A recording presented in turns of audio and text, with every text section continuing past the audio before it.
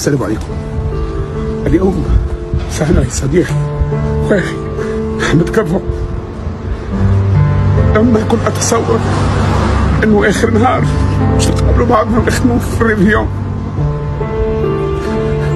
ماذا أقول عن صديقي وأنا لست موجودا على أرض الوطن؟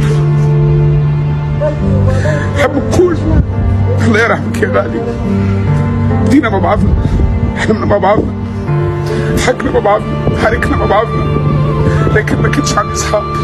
قلت انت برمي الصحاب بقلال اللي عندي، تمنيت تكون موجود يا احمد يا اخو، ولكن لي ظروف العمل متواجد في باريس وعندي تجديد مرافق.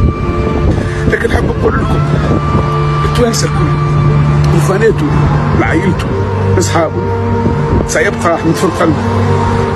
اخر ميساج جا نهار 6 من عنده، عنده ايامات ما جاوبتش خاطر كنت رايح كنت تاعي، يا ريت جاوبت. نحب نقول لك سترحل يا اخي وستبقى اغانيك، وستبقى الضحكه نتاعك، وستبقى في كل حديث، وستبقى في قلوبنا.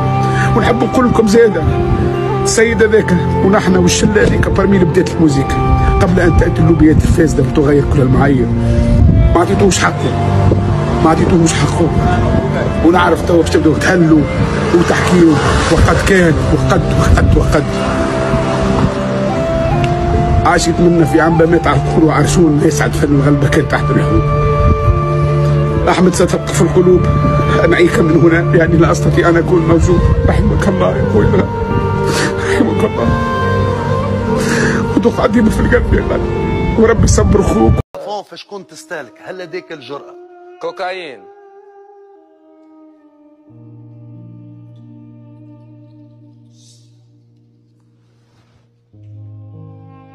مانيش مصدوم، اما مصدوم خاطر اول مرة نسمع، اول مرة نسمع اللي انت استهلكت كوكايين. كنت ناكل في اماكن توا الحمد لله تحت منهجهم.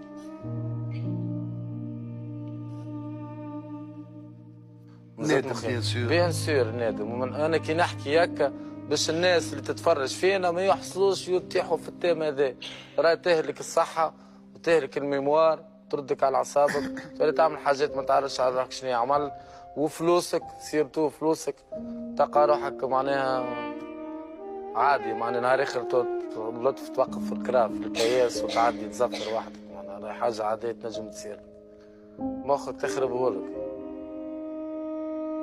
ساعة على ساعة نقوم نلقى روحي بايت في بلاصة واش نعمل هنا؟ بسم الله. اي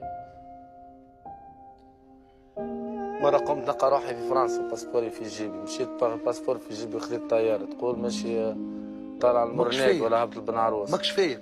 لا فايق المشكلة. اما بتأثير المخدر؟ تأثير من بعد نقول شبيني يا اخي شنعمل انا لهنا، شبيني شنو صار؟ كاين تأثيرها مدوي خطير ياسر، خطير على الاخر. مش انا برشا ارتيستوات في العالم وجوارات وانت تعرف معناها، مش الله غالب خويا هزت علينا الحكايه ذي في تونس ما كانتش عنا هي، والاكستازي زاد معناها زاد هاجة على الصغار كيف ضيعتهم على الاخر. سي بون وكا وفات حاجه وفات الحمد لله، وجهي دار فيه الدم رجعت لاباس. قبل كنت عامل هكا تعقدني كيفاه، توا الحمد لله ناكل مليح نقوم بكري متفرهد نخدم في موسيقى، مخي محلول ما عادش على اعصابي. كنت ما نتقربش الصباح